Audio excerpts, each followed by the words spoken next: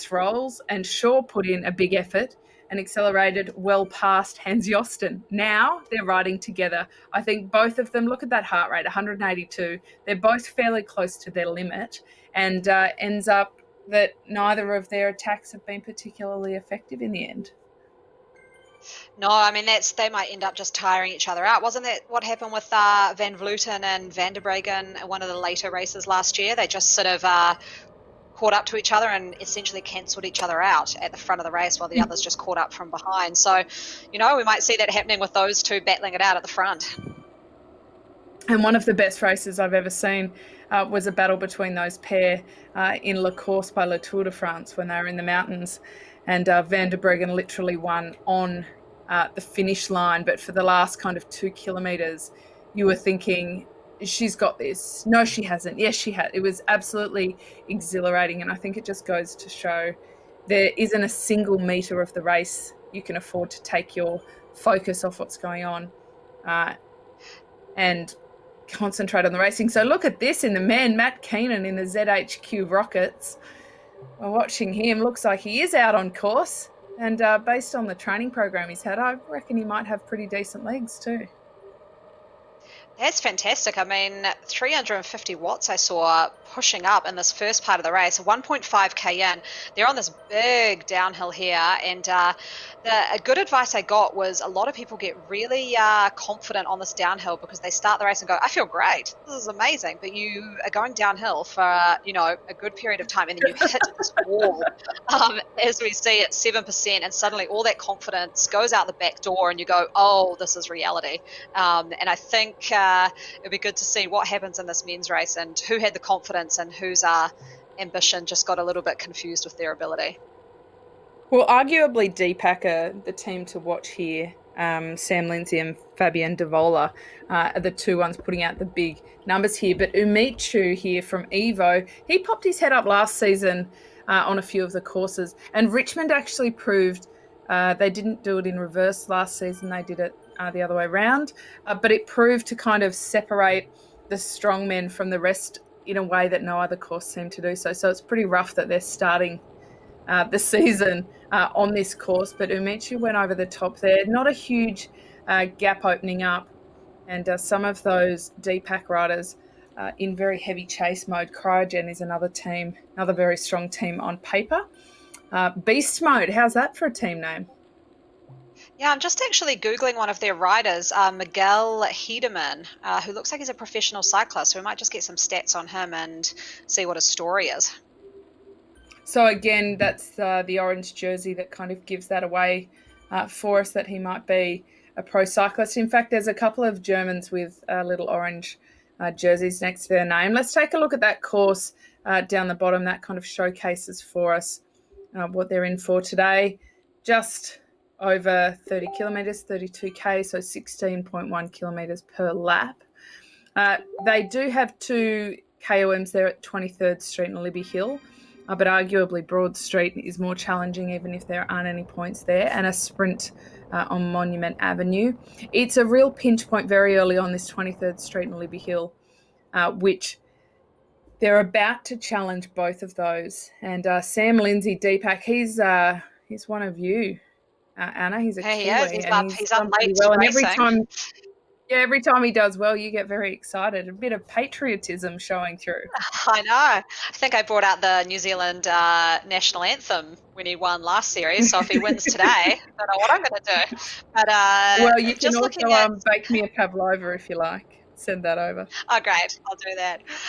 Miguel Hiedemann, who is one of those professional German racers, he's only 22, but looks like in 2019 and last year, he was the German under-23 time trial champion. So good Palmares there for a young 22-year-old. Obviously good at holding those high watts. Let's see how he goes in this kind of racing where it's all about massive spikes followed by smart bunch riding.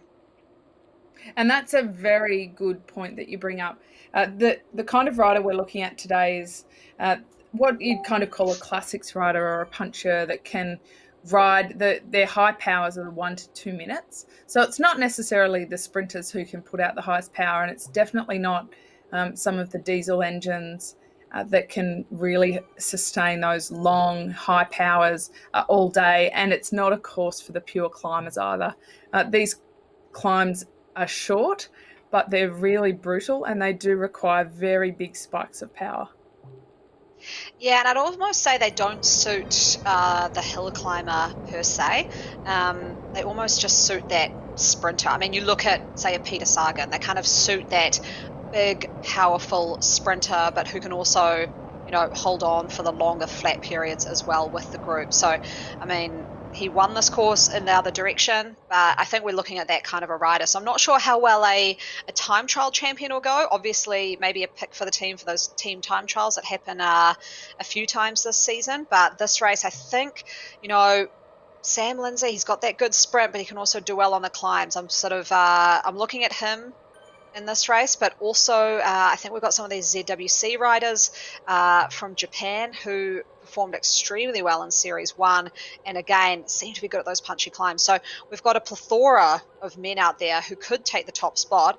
Kind of depends on how well this tactic plays out here between Jones and Lindsay, both from DPAC Elite, a Welshman and a Kiwi, just going for it at the front at around 5.7 watts per kg. I have actually done a little video on how do you make a breakaway stick in Zwift, because it's very, very hard to make a breakaway stick.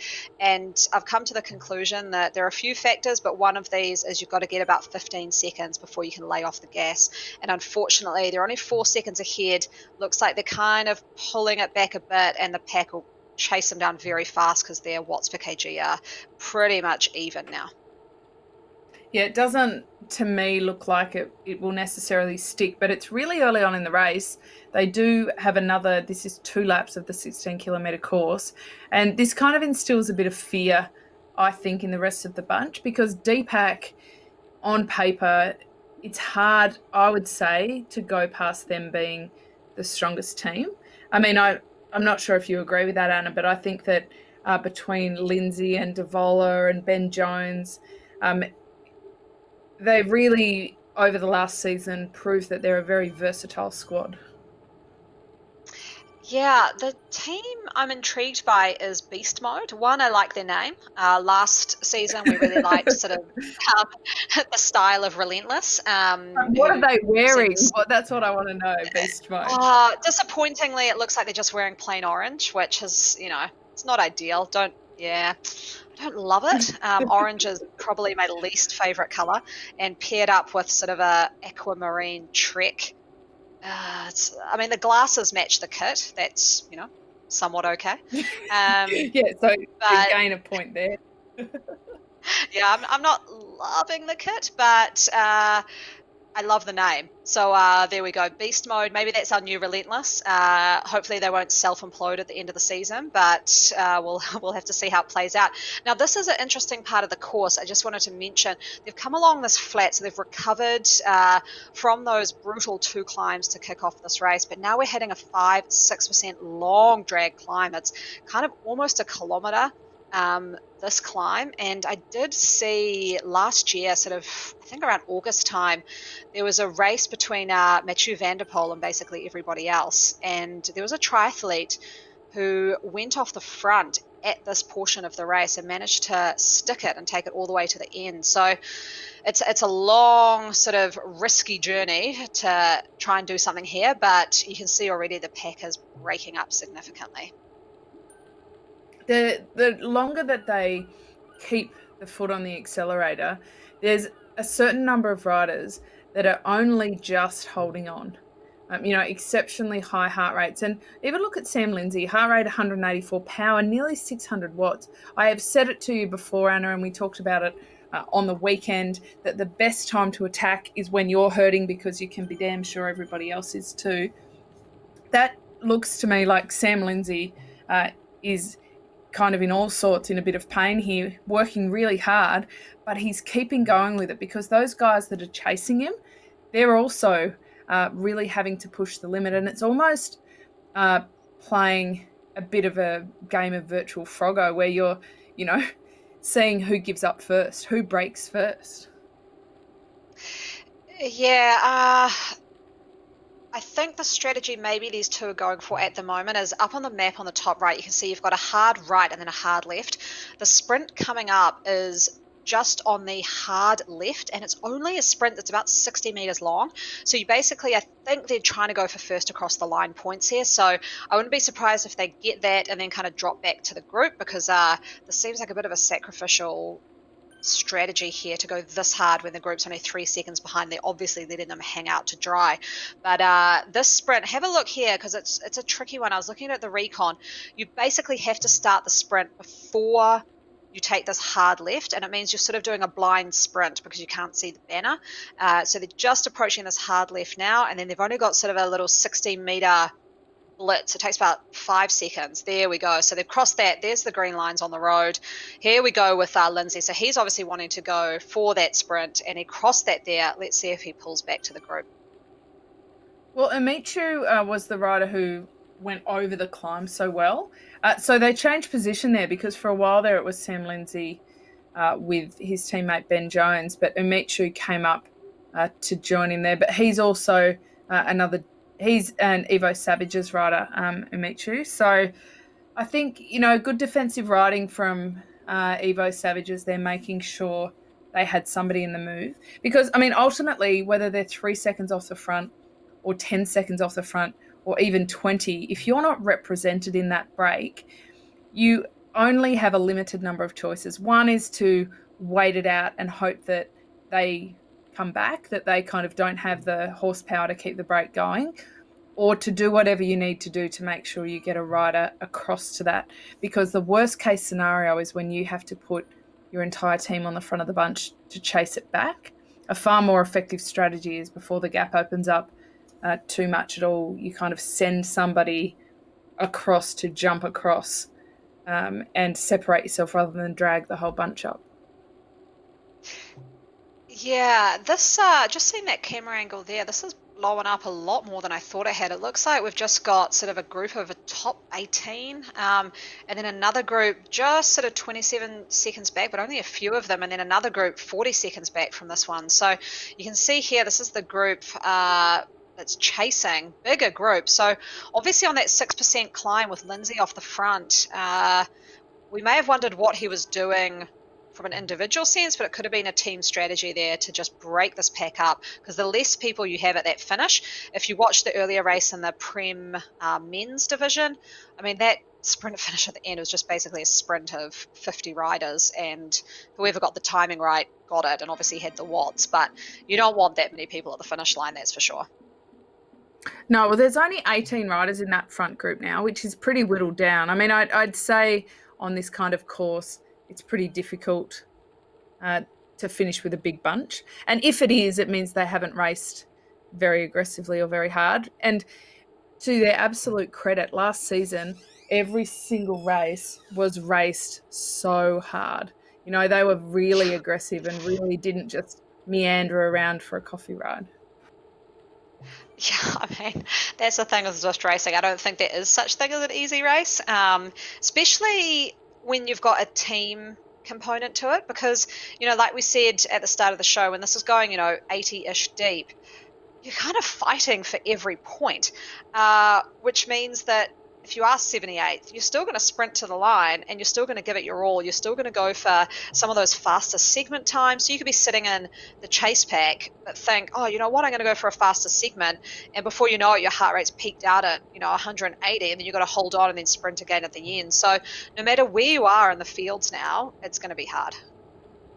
And there's so many different strategies even within the team, because you can look at the teams who are purely going for that sprint at the end and executing tactics along the way to make sure their top riders are there for the finish. This is a pretty common, normal strategy for any kind of racing. But I think Zwift is a little bit different, because we also see teams really aggressively going after those intermediate sprints, and teams also relying on other teams to force the pace and just kind of seeing what happens for them.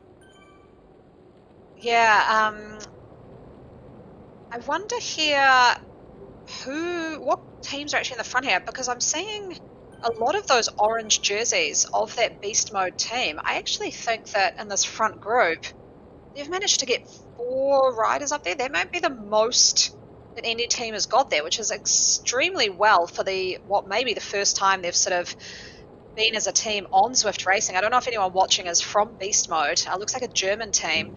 But what's the story? Like, I haven't seen them before. Have they been racing in a different division and they're coming over to APAC? But they obviously know the game and they know what they're doing.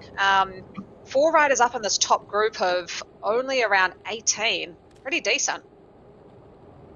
Yeah, they do. They've got 4 in that front group. DPAC are really well represented, and Evo Savages are pretty well represented too. But I'm curious as well. Look at how much this is breaking up. Seb from Beast Mode opens up the sprint there. Look at all of those. Look on the right of screen, all of those orange numbers. That was a pretty big effort across the board. Nobody's taking any of these points for granted. Yeah, and this is quite a good part of the course because this is where we saw a solo breakaway go in the men's Prem Division racing earlier today. So around this hairpin corner is where someone went, and I think this is a good place to watch in lap number 2 when they're coming into the finish because, like I said, the finish is just a long straight line. I mean, it's all flat now basically for the next few kilometres. These guys have got one more lap to go, but that could be a crucial sort of turning point in lap number 2. Take the momentum from that sprint, go around the hairpin. The reason why the hairpins are a good place to launch attacks is because the whole group gets slightly slowed down around those hairpins, just the hairpins, so not sort of any other corners, just the hairpins. And if you can sprint out of those or take in really high watts, you can get a good kick on the rest of the bunch. So a little top tip for you there. It's interesting to watch Yumichu because he's been at the front and very, very active in the first KOMs, also in the intermediate sprints. But for him to be then sitting toward the back of this bunch actually gives me a bit of an indicator that he's pretty savvy.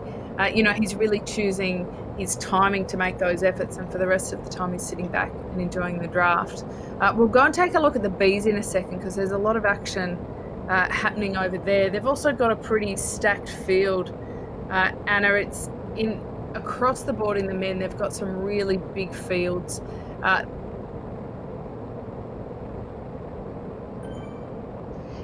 Yeah, so looking at the B category here, bigger front group. So this front group looks to be more sort of around that 25 to 30 mark.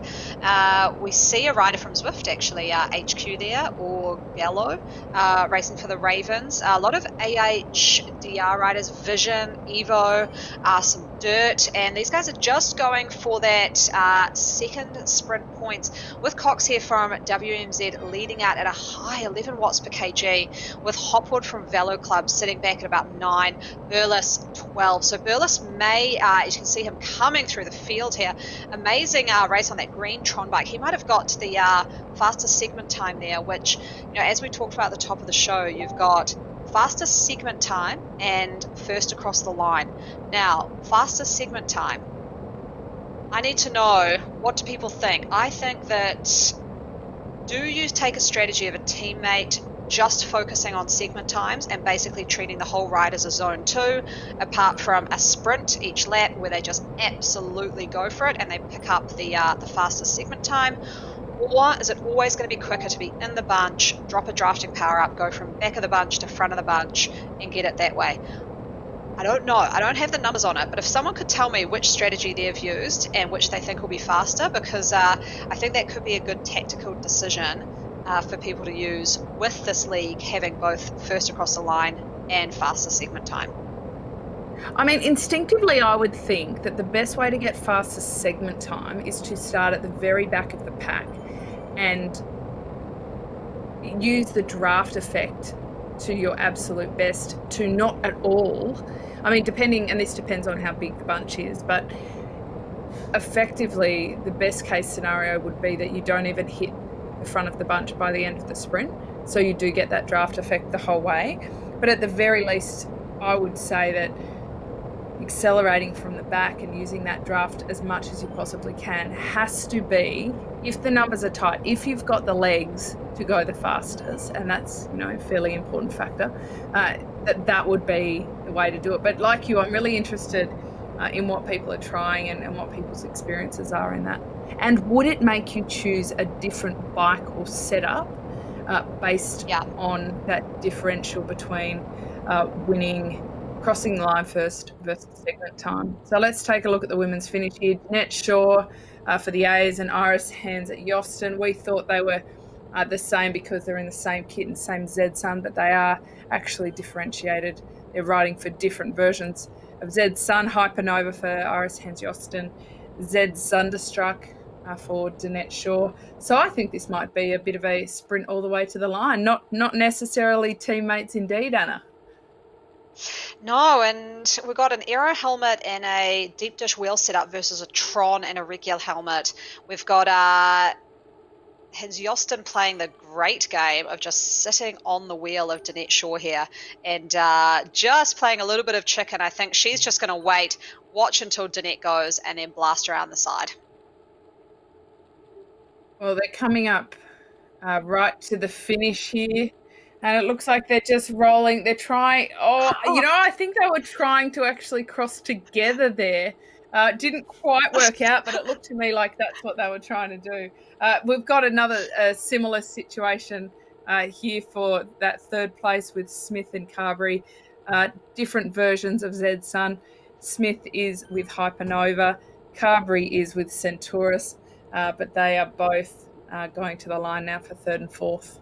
Well, yeah, there's a funny story of two elite female triathletes who at the Tokyo Test event went over the finish line holding hands and both got disqualified. So I don't know if that's the best race strategy to do that. Did they really? That's devastating. That breaks my heart. They was took like it with a show of solidarity. They took it, with a bit of a laugh, but that's why you should stay competitive right to the end, even if it's your best friend next to you. I do just want to note a comment we've had come through. We've had a comment come through from Dan Poyton, who's given us a little insight into beast mode. So they're coordinated by a guy called Seb, who actually DS'd the German national team in the Zwift UCI Worlds when their rider Jason Osborne won that race. So obviously they are DS'd by an extremely good German racer, as well as having some very good Germans racing on this team. So great to see them out here. I think this could be a team to watch in this APAC division this series.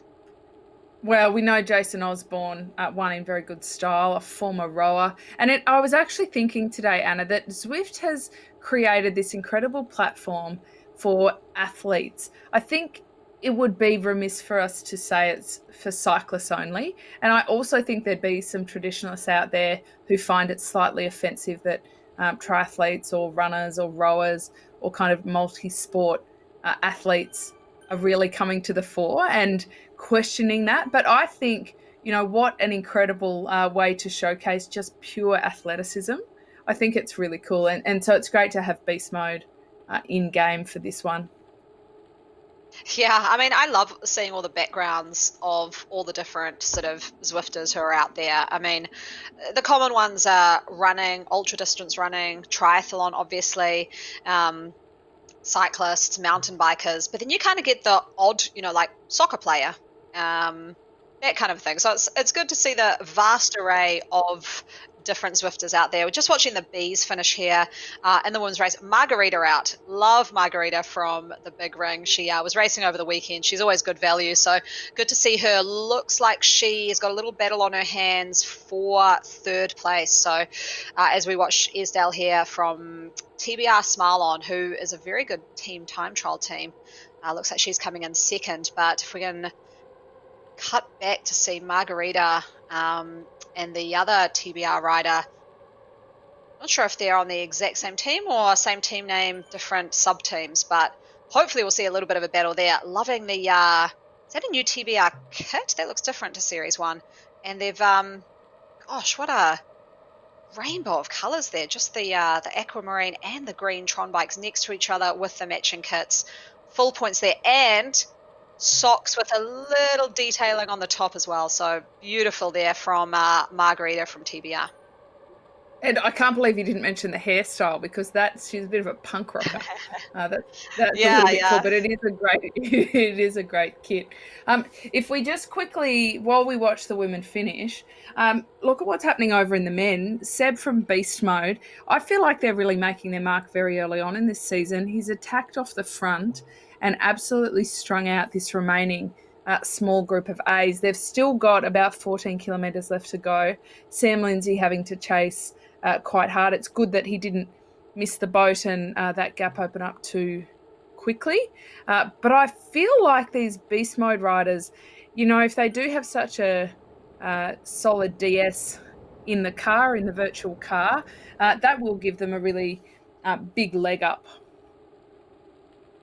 Yeah, I think so. I mean, having a good DS makes a huge difference. I mean, I think these teams are taking it to the next level because of that UCI World Champs and how big of a role the DS has played. And, you see that Beast Mode DS led to a World Championship gold in the rainbow jersey for one of their riders. So I think in a lot of these fields, they may have a DS from someone who's also racing, leads to a lot of sort of heavy breathing and trying to give instructions. But in the Prem divisions, there will definitely be someone who is dedicated to that role. Yeah, now if we take a look, Giants here for DPAC, we've discussed quite at length how proficient DPAC are at racing. What really stuck out for me last season is that they race exceptionally well as a team. So it feels like they're never necessarily tied to one rider having the opportunity, but they seem to share it around a fair bit. Yeah, they do. I like the way they race, but yeah, I'm not sure how many they have in this front group. Maybe two or three. Actually, four as well. So there's a lot of racing going on at the moment. We do actually also have the C Women's Sprint. This is a group of five coming through with, I think it's just one TBR or Spin Mafia, and then a whole lot of AHDR. So this is going to be interesting. They've got the finish line in their sights, and there's an early push from Natalie there, I think it is, from We Ate the Cake. Early push, 6.2 watts a kg, but looking at that, Mandy coming through on that orange Tron, and another rider right over the top. That looks like T-Law. Timed that perfectly. Just don't want to go too early. That's what happens if you go too early. You'll get rolled over by that person who saved it to the right time.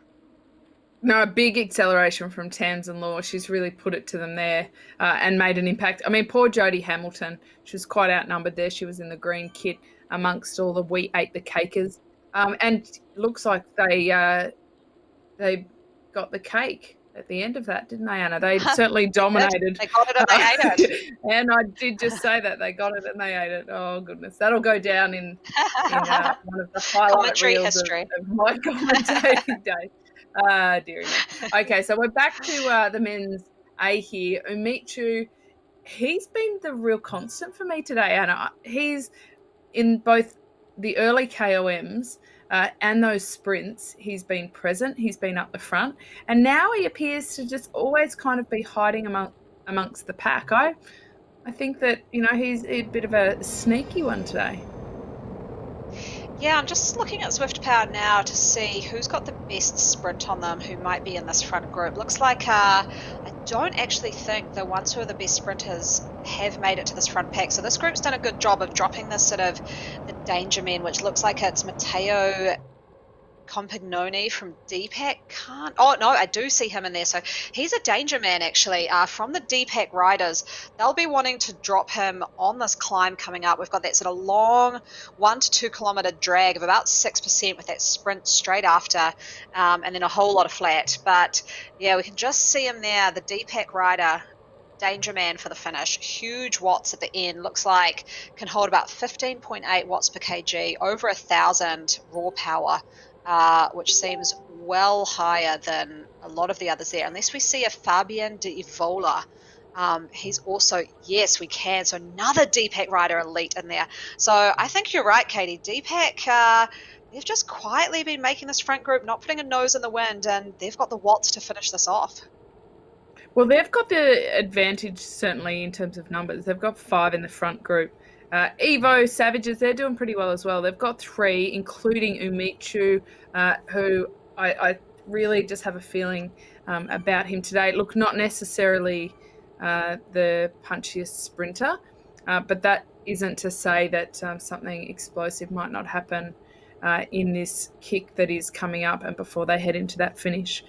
Beast mode, I would put them down at this stage, and we've only known beast mode for about 23.5 kilometres. That's as far as our relationship goes thus far.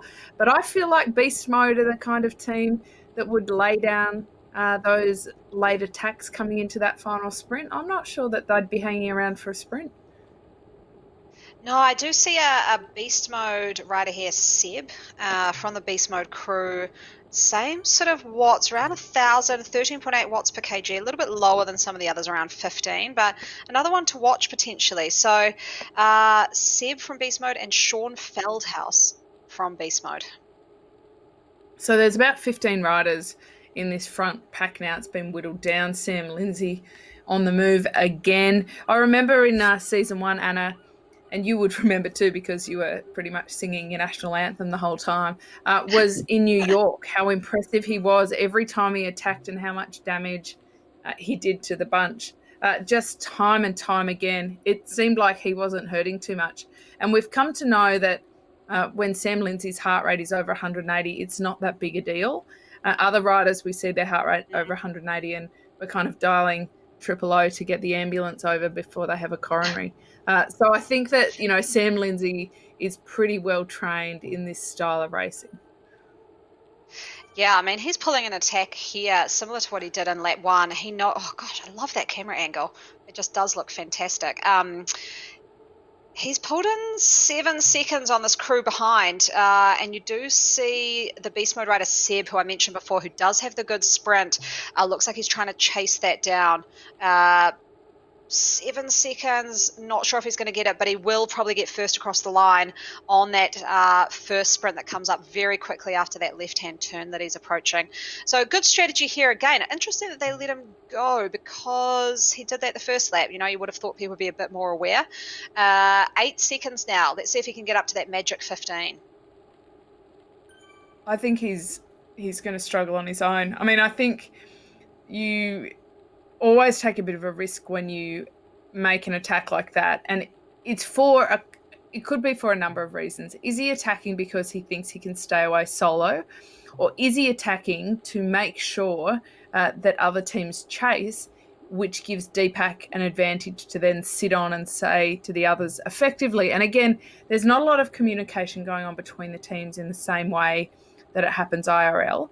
Instead, they're kind of using it's avatar body language. I mean, it's pretty nuanced, isn't it, to guess what's going on. But they would be looking, the DPAC riders would essentially be looking at the other riders saying, well, we don't have to chase. That's our teammate out there. And that puts the responsibility onto the other teams. And I think Beast Mode is probably the team who needs to step up and do that chasing. Let's take a look at the finish over here with the Degenerates. Cracking name for a team. And it is Rich T who looks to be powering off the front here. Yeah, I mean, great finish here from Rich T. I did just want to comment on what you said about body language and kind of the small subtleties about Zwift. Obviously, as compared to in real life racing, you can't turn around and see how much a rider is suffering, but you can go and watch that rider. So you can go into your companion app, click that rider's name, and go see what their heart rate is. That's a nice little trick I've kind of seen with someone who's gone off the front, is how hard are they working? Are they absolutely at their limit? And even if you've sort of got the dexterity and your hands aren't sweating too much, you can just jump over to Zwift Power and see what the FTP is and go, oh yeah, they're pushing way too hard. So you kind of have all the data at your fingertips and no one can hide, and you can do all of this while you're racing. I mean, and if you can put that into your strategy, then it's very clever to do so. I mean, bearing in mind that when your own heart rate is over 180, your ability to crunch data may be somewhat reduced. But, in saying that, you can put all the information out there and see what happens. Leah Rich T here, she'll take the win for the AHDRL. Degenerates, of course, the AHD and the AHDRL crew out of Australia, and they do an incredible job in the community. rallying people, not just onto the bike and onto Zwift, but also into racing, get them to try racing in what is a very safe environment, which is pretty cool. Now, what has happened here? Sam Lindsay has just been passed and had to get out of his seat to try and chase. It looks like that is Ras who has just blown by him there. Sam Lindsay, this is his chance to answer. The two of them are riding together. What did you call it the other day, Anna? A cheese hat or something? Is that what cheese cutter? It's a cheese cutter that Ras is wearing. Cheese cutter. And he's got sort of that old school moustache going. Almost looks like a chimney sweeper. Don't know about how well that works on the bike. But seeing I'm sure that's what he's going for. The chimney sweeper look as we watch the second place sprint for second, third, and fourth between Rogers and a couple of other AHDR riders. So great little sprint finish there for those podium positions. It is, and look, for the most part, it's the AHDRL riders who took the lead there, the Degenerates and the Diamonds, but Katie Rogers for CMA snuck in there. I think she was in third, so that's a very good one. We'll be closing out the women's coverage for today on that, with the Ds having finished.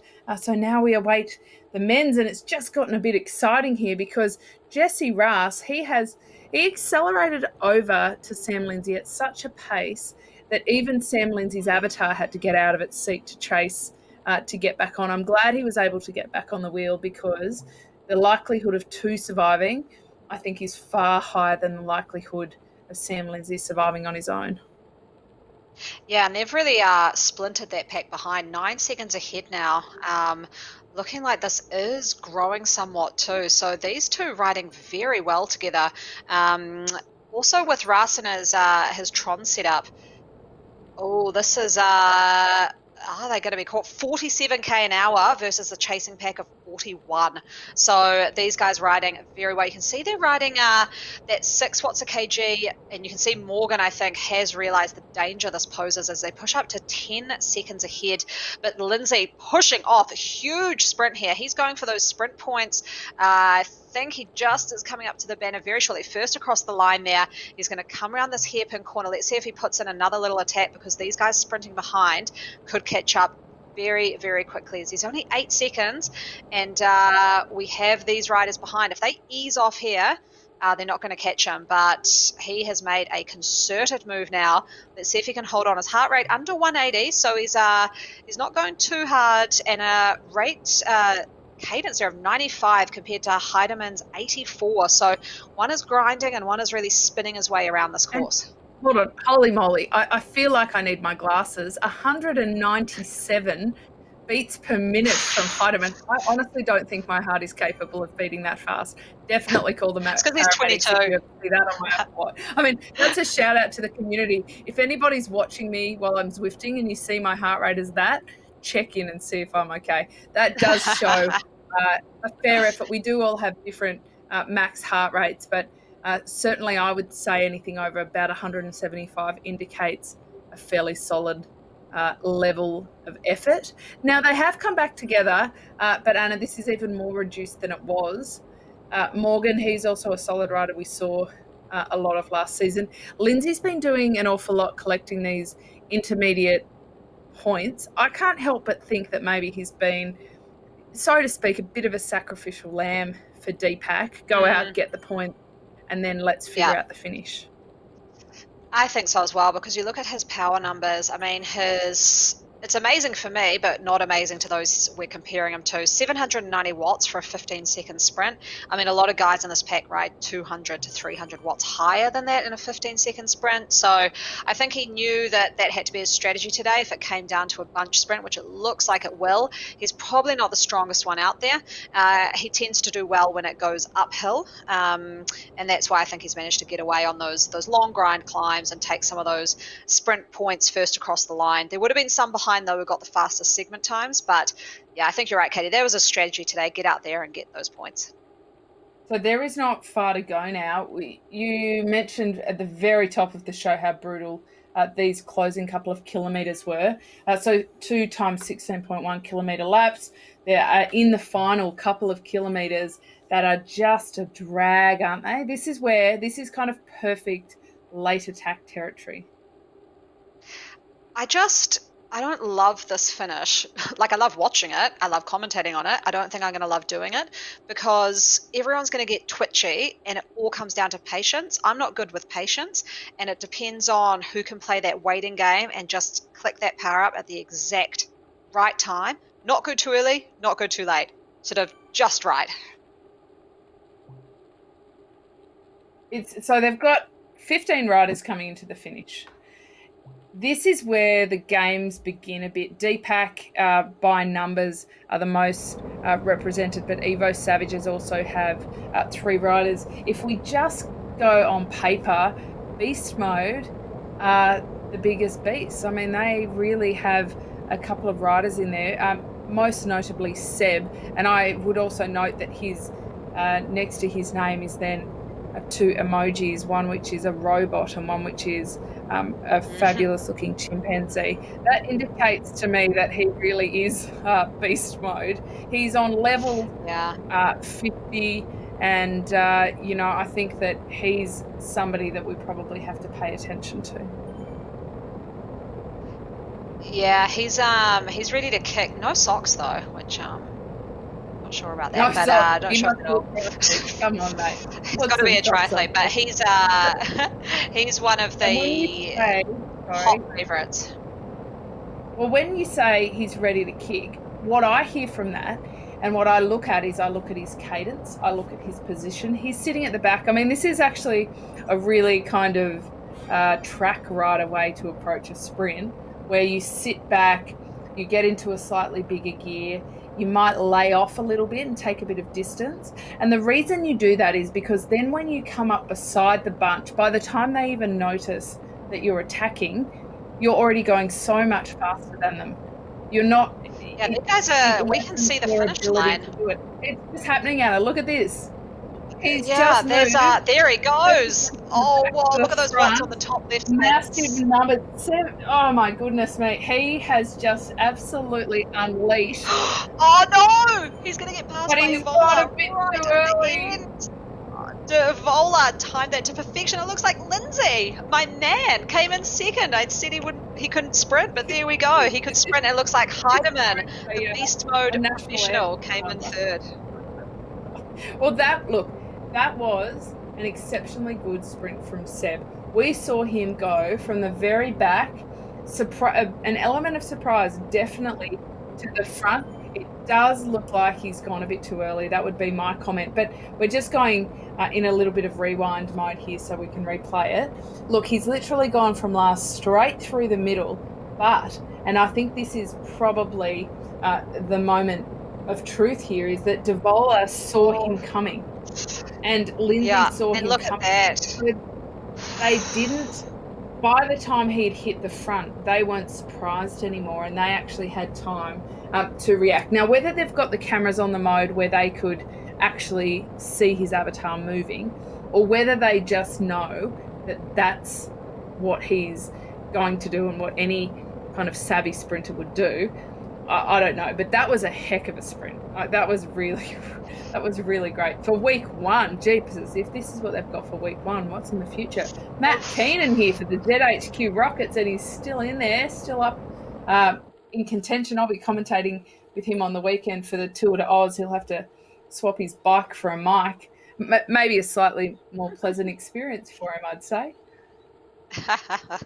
Yeah, he's look at that, he's having a great race here, sitting around 176 beats a minute, which is, I think he's working pretty hard. Coming through, looks like they're probably 3rd or 4th pack on the road.